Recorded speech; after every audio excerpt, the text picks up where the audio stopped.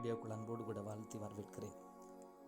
இங்கே நம்ம பார்க்கிற இந்த காணொளியானது வட இந்தியாவினுடைய சில மாநிலங்களிலே கடந்த மாதங்களிலே நம்ம செய்த ஊழியத்தை குறித்த காணொளி. இந்த மாநிலமானது வறட்சியின் மாநிலமாக அறியப்படுகிற ஒரு மாநிலம்.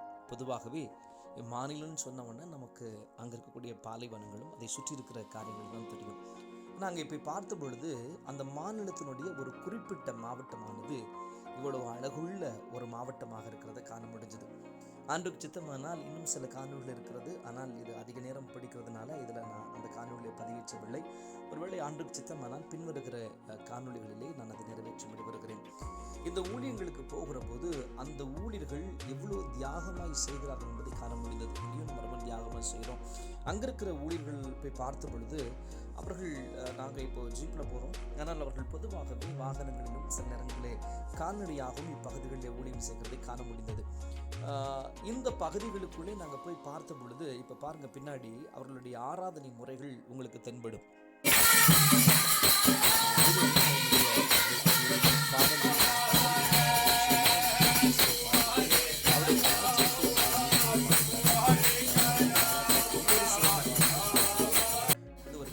அதற்கடுத்தது நம்ம போய் பார்த்த பொழுது ஒரு சபை நடக்க ஒரு வீட்டை தான் சுற்றி இருக்கிற இடம் தான் நாம் இங்கே பார்க்கிற இந்த இடம். இதை சுற்றிலுமாக இருக்கிற இந்த இடங்களை பார்த்த பொழுது இதுக்கு மேலே தான் அவர்கள் அந்த சபையை நடத்துகிறார்கள். பொதுவாகவே இங்கே ஜனங்கள் திரளாய் கூடி வருவதை காண முடிந்தது. அவருடைய வீடுகள் கற்களால் செய்யப்பட்ட ஒரு வீடுகளாக இருந்ததை பார்க்க முடிந்தது. ரொம்ப அழகாக இருக்குது. தூரத்தில் தெரிஞ்சு அந்த வீடுகள் இங்கே ஆலயங்கள் அதிகமாக எழும்பியிருக்கிறதையும் காண முடிகிறது. அதே மாதிரி இது நாம் அந்த ஊருக்கு போகிற வழியில பார்த்துருக்கிற இவ்விதமான அழகான மலை பிரதேசம் பாருங்கள், இவ்வளோ அழகாக இருக்குது பார்த்தீங்களா. இதை வீடியோவில் பார்க்கும்போது நமக்கு இவ்வளோ அழகாக இருக்குது அப்படின்னா நம்ம நேரில் அதை அனுபவித்த போது அவ்வளோ மிகச்சிறந்த ஒன்றாக இருந்தது. பொதுவாகவே இதனுடைய இயற்கை வளம் ஆசீர்வதிக்கப்பட்டிருக்கிறது. ஆனால் ஜனங்களுக்குள்ளே இன்னும் அந்த ஆசீர்வாதத்தை காண முடியல. நம்ம அதிகமாக அவங்களுக்காக ஜெபிக்கணும். இது இன்னொரு மாவட்டத்தினுடைய ஒரு பழங்குடியின மக்கள் மத்தியில் எடுக்கப்பட்ட ஒரு வீடியோவாக இருக்கிறது. அந்த பழங்குடியின மக்கள் தேவனை ஆராதிக்கிற பொழுது அவங்க எப்படி ஆராதிக்கிறார்கள், அவங்க அதுக்காக எவ்வளோ மெனக்கடுறாங்க அப்படிங்கிறத அதனுடைய வேலைப்பாடுகள் நீங்கள் பார்க்க முடியும்.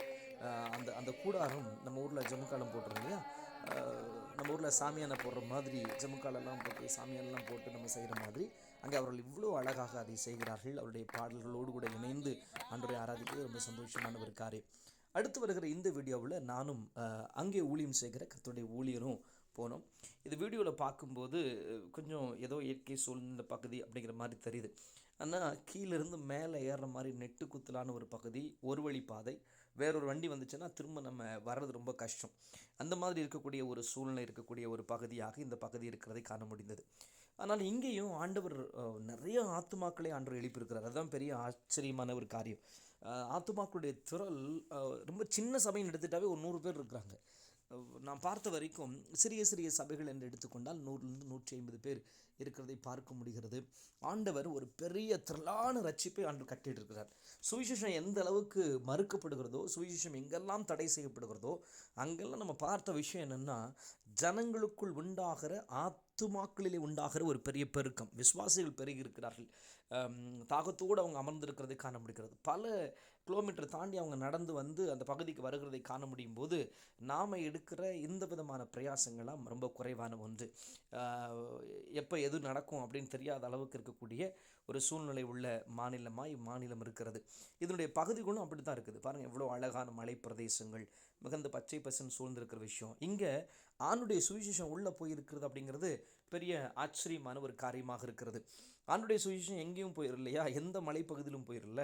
நம்ம பார்க்குற இந்த மலைப்பகுதிகளெல்லாம் இங்கே ஜனங்க இருக்கிறாங்களா அப்படின்னு யோசித்தா அங்கே ஜனங்களோடு கூட சபையும் ஆண்டவர் எழுப்பியிருக்கிறார்.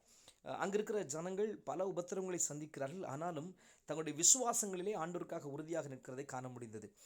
இவ்வளோ பெரிய வீடியோ போடணுமா பாஸ்டர் அப்படின்னு கேட்டிங்கன்னா, நாங்கள் போன அந்த பாதையை நீங்களும் பாருங்கள். அவ்வளோ தூரம் போய் தான் அந்த காரியத்தை செய்ய வேண்டியதாக இருந்தது.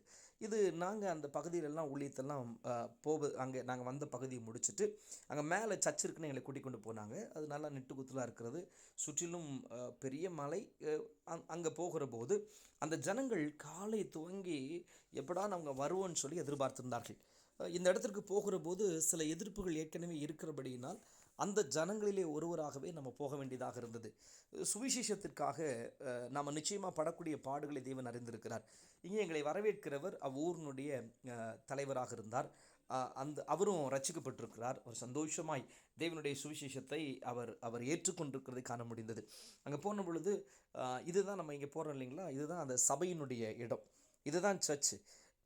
இந்த அவர்கள் வசிக்கிற வீட்டுக்குள்ளே ஒரு புறத்திலே ஆடு மாடுகள் கட்டப்பட்டிருக்கிறது, இன்னொரு புறத்திலே அவர்கள் உள்ளே தங்கியிருக்கிறார்கள். அதையே சுத்தம் பண்ணி ஆண்டவருக்காக அவங்க நேரத்தை ஒதுக்கி காலத்தை ஒதுக்கி அவர்கள் இவ்விதமாய் செய்கிறதை காண முடிந்தது. நீங்கள் பாருங்கள், நாங்கள் உள்ளே போனவுடனே அவர்கள் தங்களுடைய முறையின்படி எங்களை வரவேற்கிறத பார்க்க முடிந்தது. எல்லோரும் வந்து ஜெய் இயேசு என்பதாக சொல்லி அவர்கள் இயேசுவுக்கு மகிமை செலுத்துகிறதை நம்ம காண்கிறோம். பாருங்கள், இதுதான் அந்த ஆராதனை நடக்கிற இடமாக இருக்கிறது. இங்கெல்லாம் முன்பு ஆடு மாடுகள்லாம் கட்டியிருந்தாங்க, இப்போ அதை எல்லாத்தையும் எடுத்துகிட்டு இப்போ நாங்கள் வரோன்னு சொல்லி சுத்தம் பண்ணி அந்த கூட்டத்திற்காக ஆயத்தம் பண்ணின ஒரு பகுதி தான் இந்த பகுதிகள். இங்கே ஒரு பெரிய ஆத்தும அறுவடை ஆண்டவர் கட்டளையிட்டார், அநேகர் ஆண்டவர் விடுதலை ஆக்கினார். அந்த வீடியோவில் நான் பதிவேற்றம் செய்யவில்லை. நீங்கள் இங்கே கவனிச்சிங்கன்னா அவங்க ஆண்டவரை பாடி ஆராதிக்கிறத பார்க்குறோம். அங்கே அந்த அன்றைக்கி போன அன்றைக்கி கரண்ட் இல்லை, போன அன்றைக்கி இல்லை, பொதுவாகவே அங்கே கரண்ட் இருக்கிறது ஒரு பெரிய விஷயந்தான். ஸோ அந்த அவ்வளோ வேகுது, அந்த இடத்துக்குள்ளே ஜனங்கள் ஆராதித்தார்கள். அந்த இடத்துல ஜனங்கள் ஆராதிக்கிறதை காண முடிந்தது. பாருங்கள் எப்படி எங்கே உட்கார்ந்து தேவனை ஆராதிக்கிறாங்க பாருங்கள், இவ்வளோ சந்தோஷமாக அவங்க ஆராதிக்கிறதை பார்க்க முடியுது. அந்த வார்த்தையை தான் திரும்ப திரும்ப நான் பயன்படுத்துகிறேன். அவர்கள் பாடல் பாடுகிற வழியில் எல்லோரும் இணைந்து பாடுகிறார்கள், எல்லோருமே கைதட்டுறாங்க. சின்ன பிள்ளைகள் முதற்கொண்டு கண்களை மூடி சந்தோஷமாக கைதட்டுறதை பார்க்கும்போது அவ்வளோ சந்தோஷமாக இருந்தது. இது ஒரு புதிய அனுபவத்தை ஊழியத்தின் பாதையில் கொடுத்தது. அதனோடு கூட சேர்ந்து இங்கே நீங்கள் கவனிச்சிங்கன்னா இது வேறொரு பகுதி. இங்கே ஊழியம் செய்கிற கர்த்தருடைய ஊழியர் மிகச்சிறப்பாக, இப்போ நம்ம பார்த்த எல்லா ஊழியர்களும் மிகச்சிறப்பான ஊழியத்தை செய்கிறார்கள். இங்கேயும் எல்லோரும் இணைந்து அந்த கூட்டத்தை நடத்துகிறதுக்கு ஆண்டவர் உதவி செய்தார். எவ்வளோ கூட்டமாக இருக்கிறாங்க பாருங்கள். காலையில் துவங்கி 9 மணிக்கு துவங்கின இந்த கூட்டமானது மாலை 4-5 மணி வரைக்கும் நடந்ததை காண முடிந்தது. அவ்வளோ மணி வரைக்கும் அவங்க உட்கார்ந்து ஆண்டுடைய வசனங்களுக்கு அவர்கள் செவி கொடுக்கிறதை காண முடிந்தது. என்னோடு இருக்கிற தேவனுடைய ஊழியர் அழகாய் அவருடைய பாஷையிலே அதை மொழிபெயர்த்ததை பார்க்க முடிந்தது. பொதுவாகவே அவர்களுக்கு சில பாஷைகள் இருக்கிறது, ஹிந்தியில் பேசுகிறாங்க, அதனோடு கூட சேர்ந்து தேவனுடைய வார்த்தைகளை பகிர்ந்து கொள்கிறார்கள். இது இன்னொரு பகுதியில் எடுத்த ஊழியம். ஆண்டு வீடியோ பார்க்க ரொம்ப நேரம் ஆயிடுச்சு இல்லை, 15 நாள் ஊழியம். ஸோ அவ்வளோ பகிர்ந்து கொள்ள வேண்டியதாக இருக்கிறது. அன்று சித்தமானால் கர்த்தருடைய வருகை தாமதிக்குமானால் நம்ம உயிரோடு கூட இருப்போமானால் மீதம் இருக்கிற காரியங்களை இனி வருகிற வீடியோக்குள்ளே நான் உங்களோடு கூட காண்பிக்கவும் பேசவும் விரும்புகிறேன்.